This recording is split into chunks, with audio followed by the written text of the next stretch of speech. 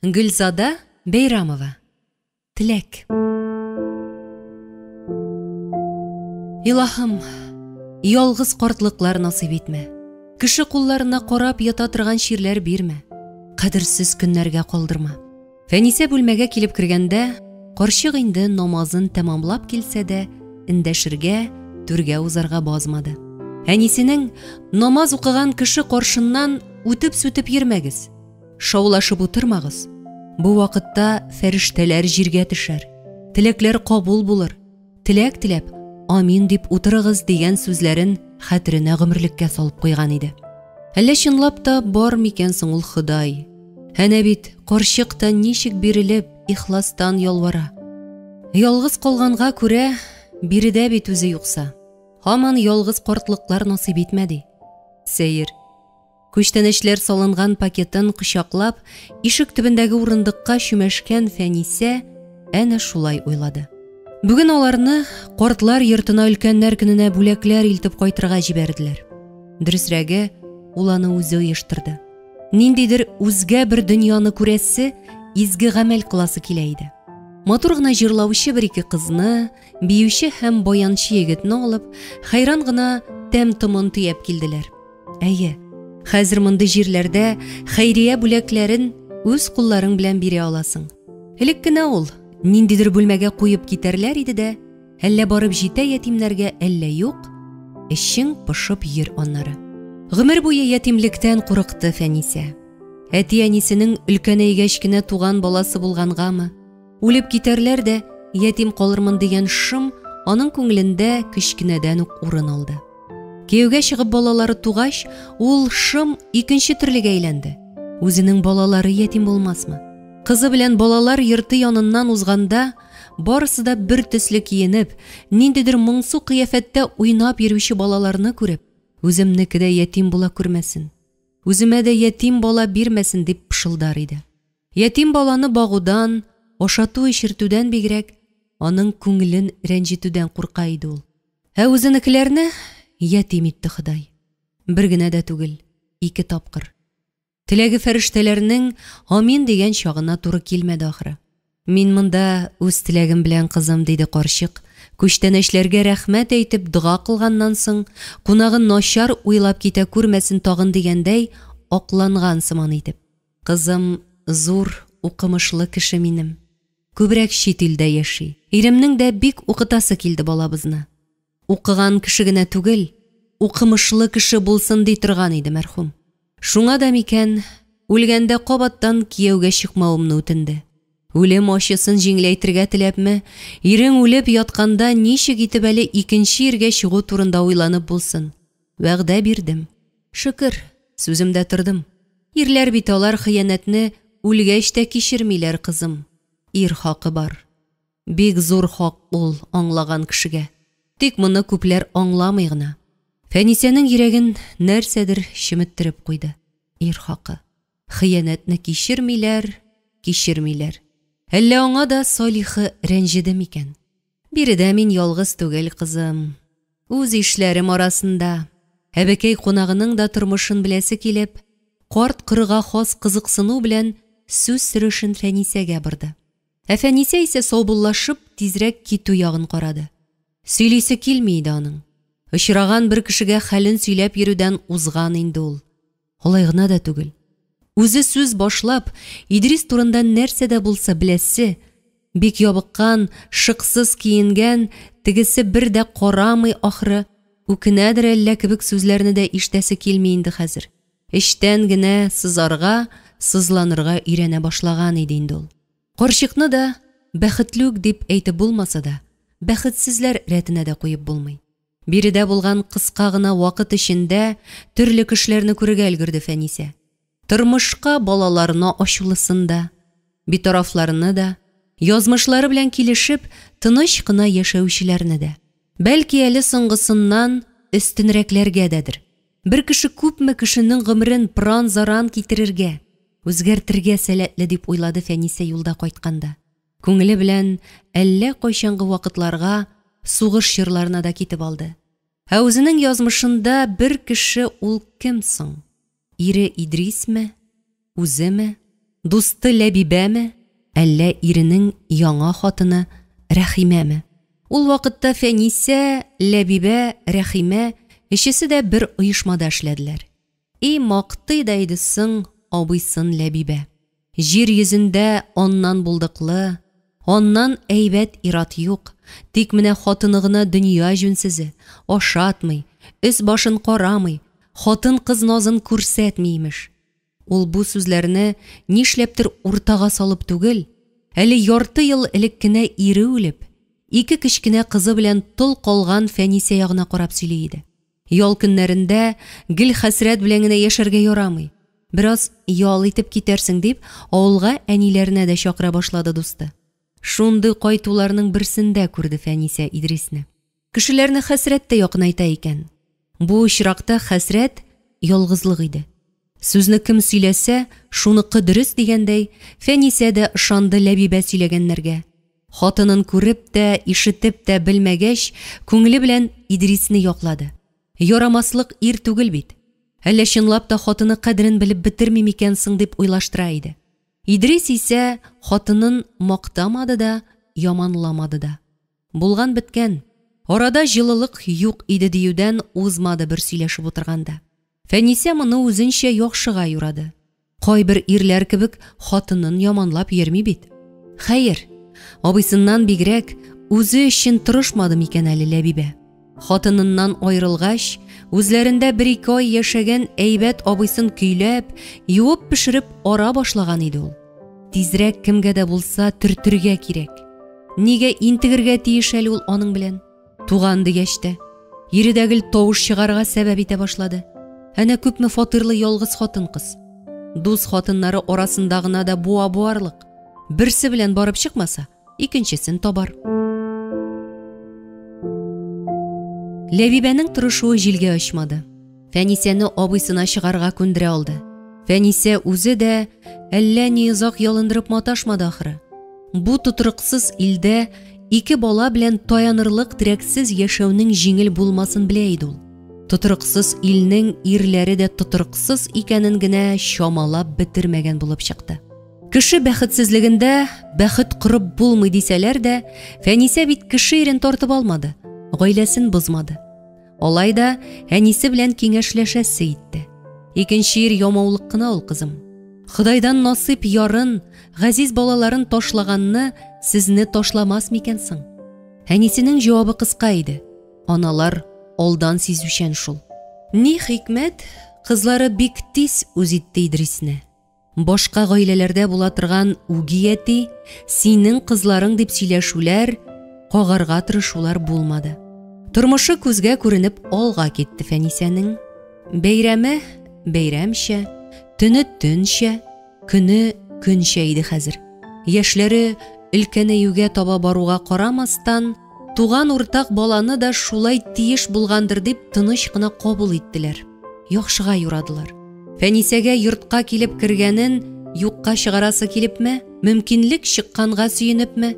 Көннәрдән бер көнне Идрис өй салу турында сүз кузгатты. Каршы киләме соң инде Фәнисә? Авыл баласы бит ул. Эш кешесе, җир кешесе. Монысын кызларына бүлеп бирерләр. Үз әтиләре алган фатир, өйне исә зур итеп, ашыкмыйча салырлар, оныклар белән яшәрлек итеп. Идрис акчаны начар эшләмәсә дә, күп эшне үз көчләре белән башкардылар. Бигрәк тә Фәнисәнең туганнары булышты. Я ашарга пешерерсең, Илшатка да күз кулак булырсың дип, Рәхимәне дә чакыргалы иде әле. Эх, чакырмаган гына булсачы. Йокламаса йокламасын, ашамаса ашамасын. Үзе өлгергән булыр иде әле. Өй салу берничә елга сузылса сузылды, максатка ирешелде. Тирә күршенекеннән һич ким түгел, кайбер яклары белән бәлки әле артыграк та булган менә дигән өй җиткерделәр. Өй урынын карарга килгән көннәрен мәңге онытасы юк Фәнисәнең. Яшел чиремдә уйланып, бер-берсенә сыйынышып, киләчәк турында хыялланып озак утырдылар. Эңгер-меңгер аша җиргә караңгылык, төн иңә башлаган иде. Бу өйнең нигезе безнең мәхәббәткә корылсын диде Идрис пышылдап кына. Иң татлы, иң рәхәт, иң бәхетле яратышу кебек тоелды ул Фәнисәгә. Йорт тирәсендә эшләп йөргәндә дә, әлеге серле төнне исенә төшереп елмайыр иде. Шаулатып гөрләтеп, чираттагы яңа елны каршыларга җыелдылар.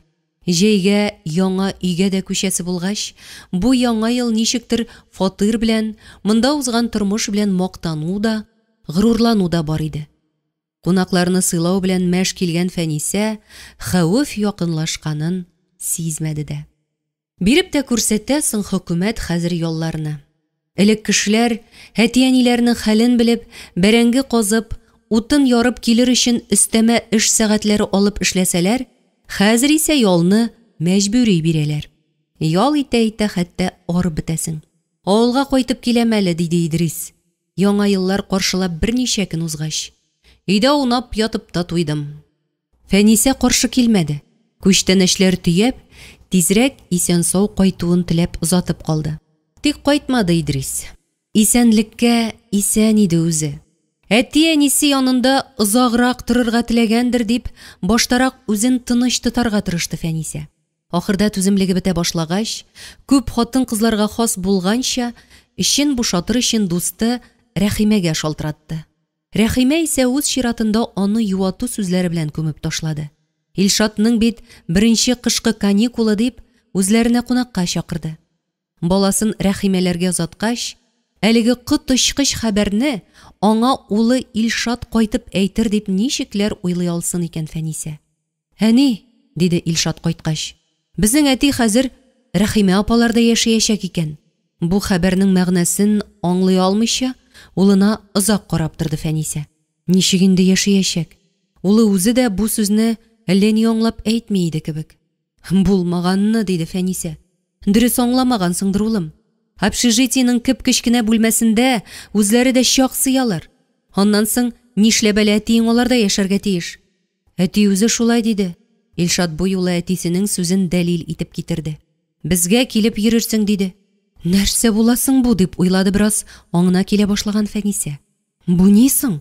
Моңарчы берни дә сизмәде микәнни? Ире белән Рәхимә очрашып йөрделәр микәнни? Нигә? Ни өчен? Алар әйбәт яшәделәр бит. Булмас. Кеше турында начар уйлап өстеңә гөнаһ алу бу. Алай дисәң, тора салып кешеенә барып яши башлап та булмый бит. Бала ялгыша булыр. Я шаяртканнардыр. Әле кайчан гына бер мәҗлестә ирләрнең хатыннардан китүе турында сүз чыккач, минекеме? Бөтен хатыннардан ирләре китеп бетсә дә, Идрисем миннән китмәячәк дип шапрынган иде Фәнисә. Ул моны шул кадәр ышанып әйткән иде. Зур ышаныч белән. «Я Худам, бер кайчанда бу хәл минем белән булмас» дип әйтмә икән. Кайсыдыр берсе, ирләр алар күчмә байрак кебек. Бүген синдә, иртәгә миндә дигәч, дәррәү кычкырып көлгәннәр иде әле. Алай да Рәхимәгә шалтыратып карыйсы, улының сүзләрен ачыклыйсы итте Фәнисә. Балагына бит әле. Бәлки, нәрсәне дә булса аңлап та җиткермәгәндер. Трубканы Рәхимә үзе алды. Сөйләшүгә алдан ук әзерләнеп куйган күрәсең, сүз эзләп интекмәде, каушап та калмады. «Нигә син генә чит ил машинасында йөрергә? 2 катлы шәп өйдә яшәргә тиеш тә, мин тулай торакта интегергә тиеш әле», диде ул, кабаланып, тизрәк әйтеп калырга ашыгып. «Балаларымның киләчәген мин дә кайгыртмасам, кем кайгыртыр? Бу кечкенә генә бүлмәгә ничек хатын алып кайтсыннар алар?» Идрис өйдә юк иде күрәсең. Рәхимәнең шактый иркен сөйләшүеннән шулай аңлашыла иде. «Ул бит минем ирем», диде Фәнисә көчкә тын алып. «Үзеңә шундыйны табарга иде. Менә таптым бит инде. Кичә синеке иде, бүген минеке. Шуңа күрә әйтәләр бит, ирләргә шанма, иделгә таянма дип. Дөнья түгәрәк бит ул, дустым. Үзеңә дә кемнәндер килде. Безнең бит балабыз бар. Безнеке дә булыр. Икене тапканны, өченчесен генә табармын. Орлыгы Бохарада түгел, үзебездә генә», диде хатын астыртын көлеп. Фәнисәнең бүтән әйтер сүзе дә, тыңлап торыр хәле дә юк иде. Ул хәтта Идрисне чакыр әле, үзе белән сөйләшим әле дип тә әйтә алмады. Бәхет өчен көрәшергә кирәк диләр дә бит. Тик ничек итеп? Рәхимәнең ишек төбенә барып егылсынмы? Мәңг бармаячак. Эшенә барып хуҗаларына зарлансынмы? Заманы ул түгел. Күпчелек очракта әле хатын-кызның үзен гаеплиләр. Җүнле хатыннан ир китми янәсе. Кайчандыр Идриснең беренче хатыны турында Фәнисә үзе дә шулайрак уйламадымыни? дөнья куласа дигәннәре шушыдыр күрәсең. Мәхәббәтне нәфрәт, өметне өметсезлек, сагынуны ачу алыштыра башлады. Йыламыйм дисәң дә йылата, уйламыйм дисәң дә уйлата шул. Иң кыены ял көннәрендә, иң кыены төннәрен иде. Серле дә, шомлы да, күпме хатын кызның күз яшьләрен сыйдырган, юатучы да, йылатучы да булган төннәр. Сезгә тагын бер ялгыз, кимсетелгән, рәнҗетелгән бәхетсез җан өстәлде. Мәрхәмәтле булыгыз аңарга. Көч һәм сабырлык, өмет һәм ышаныч истәгез. Ял көннәрендә бер кая чыкмас булды Фәнисә. Юган булыр, пешеренгән булыр, ә күңелендә Идрис килер дә күрми калырмын, шалтыратыр туры килмәм дигән уй иде. Үзләре өйдә юк чакта шалтыратса дип яздырып калдыра торган телефон алып кайтып куйды. Аның да әле шнурсызын, трубка гына. Төнлә шалтыратса килеп җитә алмам дип янына куеп ятар иде. Өйгә килеп керүгә иң беренче эш итеп телефонны карар иде. Бер көн эштән кайтып кергәндә, улы Илшатның ашыга-ашыга киенеп маташуына тап булды Фәнисә. "Хәзрәти килә", диде Илшат. "Тау шуарга алып бара." Атыла бәрелә чыгып чапкан малайының өстендә юка куртка булуын бераздан гына абайлаган Фәнисә улы артыннан ташланды. Тау шуу белән мавыгып, бигрәк тә әтисе белән очрашу шатлыгыннан онтылып китеп, суык тидереп кайтсын тагын. Утыраннары очка кыйрык чәнчеп. Булай да көч хәл белән җиткерә. Подъезд ишегеннән кулына куртка тоткан хатынын күрүгә, Идрис кар бураннары туздырып алга аргылды. Машина артыннан чанасына абына сөртенә, "Әти, әти" дип кычкырып Илшат йөгерә иде. "Син генә гаепле. Син чыкмасаң, әти китми иде. Син генә гаепле." Үкси, тәгәри яшь түккән улын юатырга сүзләр таба алмады Фәнисә. Аңа кушылып елый гына алды.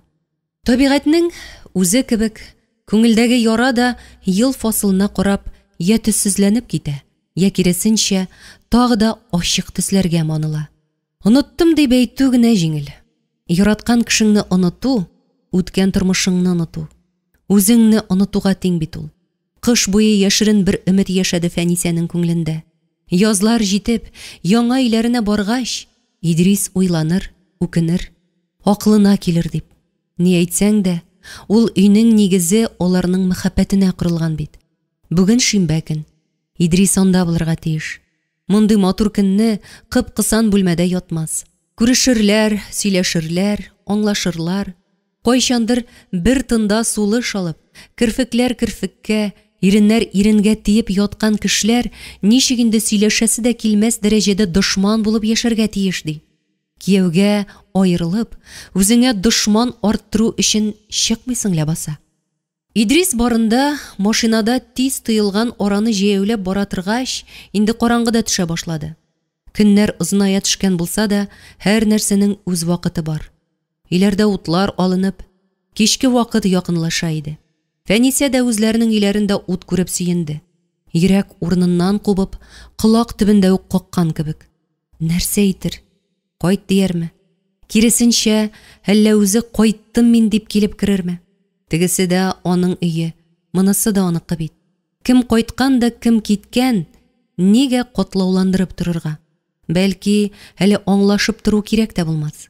Бәлки әле Идрис үзе дә шушы уйлар белән яшидер, көтәдер, бер дә уйланмый калмас. Язгы кичке һава кирсенгә тәрәзәләр ачылып куелган. Кухня пәрдәләре дә үтә күренмәле икән. Хәзергә ярап торыр. Яши башлагач алыштырырмын дип нәрсә бар шуны элгән иде. Эйше ачык шәйләнә. Бу сагада туктамыйча түргә узма диләр халыкта. Бераз тын алып, тынычланып калырга кирәк. Өлгерер. Иң мөһиме килде. Идрис тә биредә. Ачык тәрәзәдән җыр музыка ишетелеп китә. Бер адым, тагын бер адым һәм кулы ишек тоткасында. Шул чак таныш шәүләләр күреп, Фәнисә катып калды. Идрис үзе генә түгел иде. Яхыда, аның яратып алган өй җиһазлары, савыт сабаларына хәзер кемдер хуҗа булып, аның ире белән аның өендә бер хезмәте, бер көче кермәгән килеш. Мин бит кешенекен тартып алмадым. Ирен дә, өен дә. Нигә минекен алдылар? Узып китүче машина эчендәге кешеләр, чәче башы тузгыган, шашкын кыяфәтле, кыр буйлап чабулап йөрүче хатынның сүзләрен ачык кына аңламасалар да, үз-үзен тотышына карап, саташып, адашып йөрүче дип уйлый алалар иде. Сынды Фәнисә. Арыды, көчле булып, сер бирмәскә тырышып көтеп арыды. Аяклары тотмас булып, каралып килүче ак кар өстенә сыны катып сыгылып төште. Аңа хәзер барыбер иде. Никадәр генә заманны сүксәк, кешеләрне каты бәгырьлелектә гаепләсәк тә, дөнья гел начар кешеләрдән генә тормый. Аның юлында да яхшы кешеләр очрарга насип булган. Кич йөрергә чыккан егет белән кыз машинада хастаханәгә илтмәгән булсалар, Фәнисә дә ишепме, үпкәсенә суык тиепме, якты дөнья белән хушлашкан булыр иде. Психик авырулар хастаханәсенә керү бәрабәренә булса да, исән калды. Аңна килгәч тә, бер ара үзе белән нәрсә булганын, кайда ятканын аңыша алмыйчарак торды Фәнисә. Өй дисәң, өйгә охшамаган. Хастахана дисәң, тәрәзәдә рәшәткәләр, озын коридор башындагы ишекне ак халатлы кешеләр ачып керәләр, бикләп чыгалар. Гел хатын-кызлардан торган бу бүлмәдә ниндидер моңарчы күрелмәгән хәрәкәтләр бара. Кемдер кычкырып җырлый, кемдер кычкырып көлә, кемдер исәмендәрен бала рәвешенә китереп төргән, яулык бәйләткән дә имезгән кыяфәт чыгарып утыра. Ниһаять, Фәнисә кайда килеп эләккәнен чамалый һәм алдагы көннәрдә үзе белән нәрсәләр булганын исенә төшерә алырлык хәлгә килә башлады. Ни хикмәт, курыкмады. Үзенә таба килүче ак халатлы ханымны күргәч, Фәнисә чәчләрен төзәтеп, итәкләрен рәтләп, караваты кырыена җайлабрак торып утырды. Уяндыгызмы? Үзегезне ничек хис итәсез? Мин ничек биредә? Бу бит ялгышмасам, әйе, диде ак халатлы ханым. Сез больницада. Тик сезнең яныгызда бернинди кәгазьләрегез, документларыгыз юк иде. Безгә кайбер әйберләрне ачыклап, теркәп куярга кирәк дип, Фәнисәне үзе белән чакырды. Бөтен тормышын, шатлыгын, кайгысын, ниләр булганын, ниләр кичергәнен, беренче ире үлеп, ике бала белән тол калганын, икенче ире башка берәүгә киткәнен, инде тагын ялгызлыгын, барысын сабый чакта мәктәптән кайткач әнисенә сөйләгән кебек сөйләде Фәнисә. Дәвалаучы табибә Зәйтүнә Әсхатовнага таныш хәлләр иде булар. Фәнисәнең халәте аңа үзенеке белән аваздаш кебек тоелды. Ул да кичерде бит хыянәтне. Бәлки әле монда эшләмәсә, бу хәлгә тарыган кешеләр белән көндә очрашып тормаса, кем белә, үзе дә шушы хәлдә булмас иде микән. Ләкин ул аңарга бу турыда сөйли алмый иде. Юкса аның каршында дәвалаучы табиб буларак көчен җуеп, гап-гади бер хатын-кызга әйләнеп калыр иде. Син уйларың белән аны һаман үзеңә бәйләп тотасың. Шуңа да оныта алмыйсың. Җибәр син аны. Бөтен яратуыңны улыңа бир. Кызларың белән яшә. Син бит ялгыз түгел. Бала ирне алыштыра алмый. Хәтерләтә генә ала, диде Фәнисә. Аның әле тагын әйтү җиңел ул. Сезгәме соң мине аңлау? Үзегезне әле эшкә ирегез машинада йөртәдер. Кышкы ялны чит ил кояшында кызынып утырасыздыр дип тә әйтәсе килгән иде дә, тыелып калды. Зәйтүнә Әсхатовна үзенең авыруларына сак карарга тырыша. Төшенкелеккә бирелеп йөргән кешеләрнең дә монда килеп эләгү ихтималы бар. Тик авыру үзе теләмәсә, үзе ачылмаса, ни кадәр генә тырышсаң да, аның ичке дөньясына үтеп керә алмыйсың. Дару, уколлар нәрсә ул? Иң мөһиме, күңел сауыксын. Күңелгә шым кирип урнашырга юл калмасын. Үз-үзеңә ышаныч булсын. Бәхетнең дә, бәхетсезлекнең дә күп очракта үзебездән торганын. Кемдер килер дә мине бәхетле итәр дип яшәмәскә кирәген.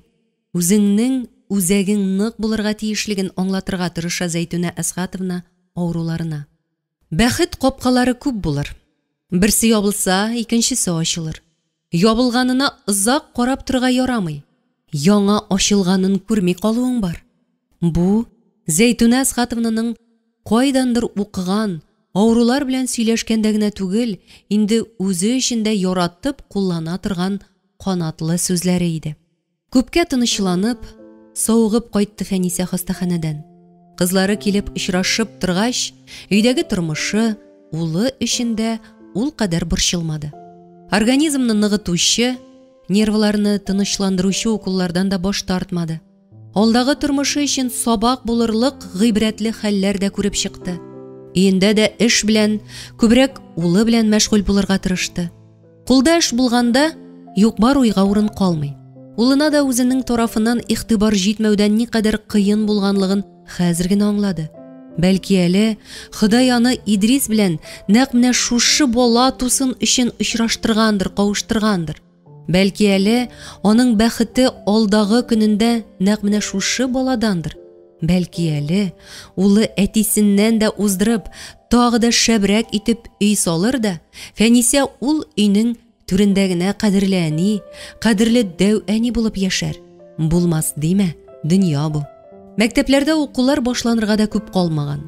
Кичен узган елгы мәктәп киемнәрен барлап утырганда, сүз уңайыннан гына әйтелгән сыман итеп, улы сорап куймасынмы? Әни, менә хәзер әти кайтып керсә, ни дияр идең? Бәгыр түрендәге төер үзен сиздереп, төзәлә башлаган яра сулкылдап куйды. Юк икән. Үзеңнән качып кытылып булмый икән. Алар бала чакта уйный торган аптыратыйммы, тинтерәтимме уенына охшаган иде бу сорау. Әйе диме, юк диме, ак-карага тиме дип башлана ул уен. Үткәннәргә кагылма, алдагысына кизәнмә. Әйе дияргә дә ярамый, юк дияргә дә. Ә ул аннан җавап көтә. Соңгы вакытларда үзенең күргән кичергәннәреннән чыгып туган бер генә уй теләген әйтә алды Фәнисә. Кадерсез көннәргә калдырма. Укыды Алсу Каюмова.